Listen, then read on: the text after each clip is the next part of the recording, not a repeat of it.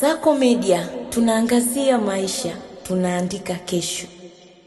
Klabu ya Chelsea imeanza kufanya tathmini ya kina kuhusu kiwango cha nia alichonacho kocha wa Kihispania Xabi Alonso katika kuchukua nafasi ya kuwa kocha mkuu mpya wa timu hiyo kabla ya kuendelea na majina mengine mbadala. Taarifa zinaeleza kuwa Alonso ameibuka kama chaguo kuu la mabosi wa Chelsea katika kipindi hiki muhimu cha mabadiliko ya ndani ya klabu. Kwa mujibu wa ripoti kutoka vyanzo mbalimbali, mazungumzo ya awali tayari yamefanyika kati ya pande hizo mbili, huku Alonso akionekana kuwa na mtazamo chanya kuhusu nafasi hiyo. Hata hivyo, moja ya mambo makubwa yanayowapa uzito ni kupata uhakika kuhusu kiwango cha mamlaka, ushawishi na uhuru wa kufanya maamuzi atakaokuwa nao ndani ya Stamford Bridge. Licha ya mchakato huo kuwa bado katika hatua za mwanzo, Alonso ametajwa kuwa miongoni mwa wagombea wakuu pamoja na Cesc Fabregas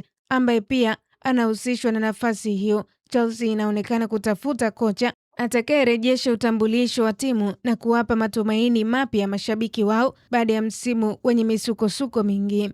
Wakurugenzi wa michezo wa Chelsea Paul Winstanley na Laurence Stewart ndio wanaoongoza mchakato wa kumpata kocha sahihi. Shinikizo limeongezeka ndani ya klabu kufuatia kumaliza vibaya msimu huu, hali inayochochea maandamano kutoka kwa mashabiki wanaokerwa na uongozi pamoja na mfumo wa uendeshaji wa klabu.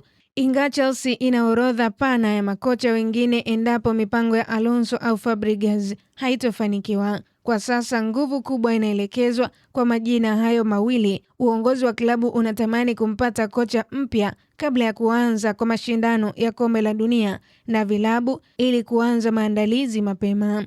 Mbali na hilo, Chelsea bado ina nafasi ya kuokoa heshima yao msimu huu watakapokutana na Manchester City katika fainali ya FA Cup itakayochezwa mwishoni mwa wiki hii kwenye uwanja wa Wembley. Mchezo huo unaweza kuwa nafasi muhimu kwa The Blues kurejesha imani ya mashabiki wao. Kwa update zaidi za kimichezo kimataifa, ni kusi mtazamaji, endelea kutufuatilia kwenye mitandao yetu ya kijamii Instagram, Facebook na Twitter. Tufollow kama Kasako Media. Mimi naitwa Official Diaga.